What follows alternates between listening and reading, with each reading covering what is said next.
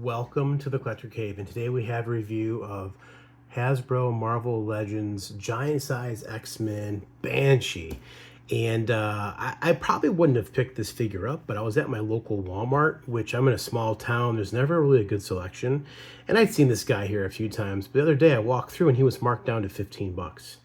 So I was like, man, it's actually a cool looking figure. I always like giant size X-Men. It comes with the comic, which I thought was super cool. And it's a cool looking figure. So for 15 bucks, I picked him up. So yeah, I don't know much how many more they've got from the giant size X-Men. I would love to get more because, boy, going back, I think this was like 75. But if you look at this is kind of a representation of what that comic looked like, a reprint of it. And I think at that time, Storm, Colossus, and Nightcrawler were all new were new characters that came out of there. Kind of a new team, right? Wolverine joined it, and Banshee had a role to play in this as well. But you see the old team in the back there, and they added more mutants, which at that point X-Men kind of blew up. I think I wasn't alive yet, but I think that really solidified just how many mutants there were in the world. But there's Banshee, Sean Cassidy. Looks really good. It comes with 2 head sculpts. This is a really cool packaging. I probably won't keep it just because it's not as close to my heart as, say, like Secret Wars, but it's on a thick cardstock, as you can see. It is ages 4 and up with a choking hazard, small parts, not for children of 3. Let's keep that in mind. But I love that they have like the Marvel comic ribbon there. Marvel Legends 1975, #1. And yeah, he comes with the comic. He comes with a couple hands. I wish he would have came with some type of like sonic effect piece, maybe like you see in the comics, the rings that go out when he yells. Maybe that could attach to his mouth or a stand, but that might be asking too much for the price point of this figure, which I think is like $25.99 or $24.99 now. I'm not sure, but I got him for 15 bucks, so at least $10 off. And then here's the back with other figures in the wave. I'm not going to get any of these. I don't really care. But there's a nice picture of the comic there. So let me get this thing unboxed. I'm going to try and do a good job of cutting it out nicely, though, so I can just pull the figure out. If I want to save the card back, I can do so. So I'm going to use an X-Acto blade to cut this out very carefully and then see how it turns out. Okay, once you get the packaging out, you can see a recreation of that cover of Giant Size X-Men from 1975. And I think Warpath 2 was also new then, if I remember correctly. Yeah, quite a bit. And Sunfire, I think. Was that Sunfire? I can't remember. I'm not the biggest X-Men guy, so correct me if I'm wrong. But yeah, cool that they have the comic there. And then you just get this warning hazard for choking hazard for 3 years or younger. So here is Mr. Cassidy, Banshee, and I think he turned out pretty good. Typical Marvel Legends gummy plastic, which I'm not a huge fan of, but for this price point of $24.99, that's about what you're going to get. But I will say the head sculpts, and I think I've said this in a few other reviews, have come pretty far. So he comes with 3 extra hands. One of them is designed for holding the comic book. And then the extra head sculpt, the screaming one, and his hair is kind of flying like he's flying in the air, which is pretty cool. And then here is Banshee, and that awesome looking hair there too. He was like created, I think, in the late 60s. So, a lot of 70s action. You got the mullet chops here, good old Irishman. He looks really good. If I zoom in even closer, you can see his green eyes. You can see the print technology if you get really close, but I mean, overall, for a $25 figure, it looks really good. The hair is painted nice and orange. The yellow really pops. I like the collar. The green looks good. Good paint apps across the figure. This is fabric, much like you see with Rogue and a lot of her costumes. This is a fabric piece, and it looks pretty accurate to the comics from what I remember. And here's the bottom here. His boot swivels are pretty loose out of package. And then here is the back side. As you can see, this is just sewn to him. So you gotta be really careful. If you have kids, be really careful with this figure because it could easily come unsewn or ripped off. And if that's the case, he's gonna lose this, whatever this stuff's called, this cloak or cape. I have no idea. And he does have some really nice butterfly joints. So let's go over articulation right now since we're already doing it. The neck does not move the base of the neck, but the head is on a ball joint. He can look down really good. and he can look up pretty good for flight poses. Plus he has this ab thing here, so look at that. You can get some really good poses with him flying. And the arms go up 90. There's the butterfly joint we talked about, bicep swivel, double jointed elbows.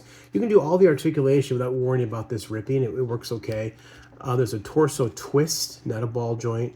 You have this, which he can bend down forward, looking really good, and he can bend back unnaturally far. The legs, go up 90, thigh cut, double jointed knees, which weren't stuck, but a little difficult to crack the first time I did it.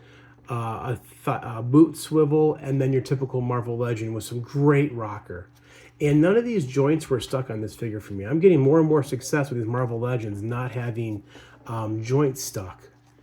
And I think over time, if you live in a humid environment and you don't pose your figures, you're going to get some stuck joints. Just take a hair dryer, 15, 20 seconds, or even hot water, and it can loosen up the joints if you ever have problems. But if we change the head sculpt, the head was really hard to take off. It's a big old ball joint, as you can see. And we pop this on. There he is with the angry face, the yelling face, the screaming face. Let me zoom in here. And that looks really good. It'd be nice if they included a stand for some of these figures. Again, the price point, I get it, but he really needs to be flying. So we'll get a stand out and we'll test that. But for right now, you can see how he looks. So let's go ahead and look at a few poses here. Okay, here's Banshee looking at giant size X-Men. I'm not a huge fan that it says Marvel Legends series in the back of it, but I guess they have to advertise for themselves. But here's the comic, and the comic looks really good. It's printed on Technique as well. You can see dots if you look at it closely in the light, but overall, it's like a faithful representation of this comic. And it even says 50 cents, #1. Yeah, it's pretty cool. Hard to get a focus on this, but looks pretty good. So he has that hand where he can be looking at the comic, which really, totally breaks like the fourth wall almost.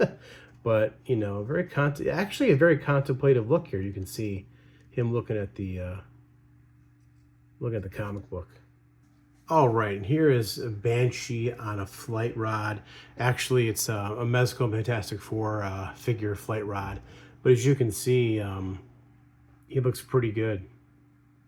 You can get some really nice flight poses. Those wings can get taut if you put his arms above his head like this. If you put him sideways, these wings get a little curled up. So to get it looking taut, you have to kind of do this pose here. And I wish he would have come with another open hand over here. It's weird. He comes with this goofy hand. I have no idea what this is for. I don't think it's to hold the comic book. It's almost like to hold a weapon or something, but I have no idea what this hand is for. So kind of a wasted hand in my opinion. So the fist and then this open hand looks pretty good. But yeah, you could add him to your X-Men collection on your shelf with a stand. You can also buy stands, generic ones that work. I think Hasbro Pulse sells them 3 in a pack for like 15 bucks. They're not as cool as this one, but they'll do the job. So there's that. Let's go ahead and do some comparisons now. All right, here's comparisons with some other Marvel Legends. On the left, we have Wolverine from Secret Wars. And on the right, we have Captain America from the Secret Wars line. And Banshee comes in at like just under 6.5 inches, about the same height as Cap. So I think he scales correctly. It looks good with these figures. All right, on the left, we have Marvel Legends She-Hulk, the Fantastic Four version. And on the right, we have Cyclops from Mezco. So you can see Mezco is typically a taller line. But in this case, and of course I have him kind of posed, but even if he was standing up straight, he wouldn't be as tall as Banshee, which I don't know if that's accurate or not. I'm not sure about the height of Banshee. I know Banshee was always supposed to be like 10 years older than most of the other X-Men. He was an older X-Men, but I think it still looks good with the Mezco figure. All right, here he is with Secret Wars Dr. Doom and Fantastic Four First Steps Thing. And I think it's pretty accurate. Thing is only about 6 feet, so he looks pretty good. These look cool together. All right, and here is Banshee next to Colossus and Juggernaut, that 2-pack from probably 6-7 years ago maybe from Marvel Legends. I think a lot of these scale really good. That Colossus looks really cool. It's a great figure. But yeah, pretty neat. And finally, one last comparison next to Mafex Storm, which this isn't the Storm from that giant size. I don't have that version, but still a really cool looking Storm figure by Mafex. So I think the Mafex figures scale pretty well with Marvel Legends. So if you want to intermingle those in your collection, I don't think you'll have any issues. Okay, now I'm just getting carried away, but I got to show off Jean Grey Phoenix Force. Man, this is a fantastic figure, and I didn't get a lot of reviews on this, or a lot of views on this. I'm surprised, because to me, this is one of Marvel Legends' best releases, I think, in the last couple years, if not ever. It's a fantastic release, but I think with Jean next to Banshee, it's a cool look. You know, it's funny, I'm not the biggest X-Men person, but I'm finding that I have quite a few X-Men figures. You know, I just start stacking them in here, and before you know it, whether it be different, you know, brands like Mezco and things like that, and I've got more put away. I've got Nightcrawler somewhere. I've got a bunch of Marvel Legends I've got packed away. But man, this would be a cool display on the shelf. You know, you can have them doing some type of action thing, or you can just have them standing together as a team. It would look really solid. So at the end of the day, is this Marvel Legends Banshee figure worth it? Well, I'd say one, if you're a big X-Men fan, a big giant size X-Men fan, you got to have the whole team, then yeah, he's worth it. I think in the store, he's $24.99. I know on Entertainment Earth, he's currently available as of this recording for $24.99. And on Big Bad Toy Store, he's $27.99. And don't forget about shipping, because I think Entertainment Earth charges more for shipping unless you order a lot. Then it's, I think, free shipping. So again, I got him for 15 bucks at Walmart. Otherwise, I wouldn't have picked this figure up. But for 15 bucks, absolutely worth it. I think it's a cool figure. It kind of rounds out my X-Men collection a little bit. You know, not the most popular character, I don't think, but I think this, you know, turned out well. He looks really good. So yeah, let me know what you guys think. Give me a you know, comment, like, subscribe. And until next time, this has been Hasbro Marvel Legends Banshee. Thanks for watching.